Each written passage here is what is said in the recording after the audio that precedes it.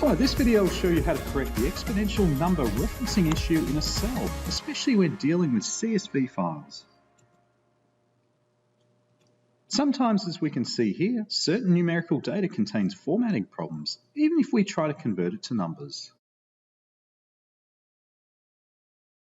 This can be quite frustrating because we simply want to manage source data. To validate the length of these serial numbers in column C, we will apply the len XL function to identify the number of characters. As we can see, our serial numbers are all a uniform 12 characters long. To overcome the exponential formatting issue, apply the text XL function like so.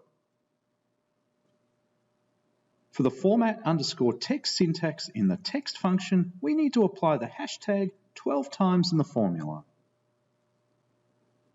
This solution is clearly working and we can fill the formula down the dataset.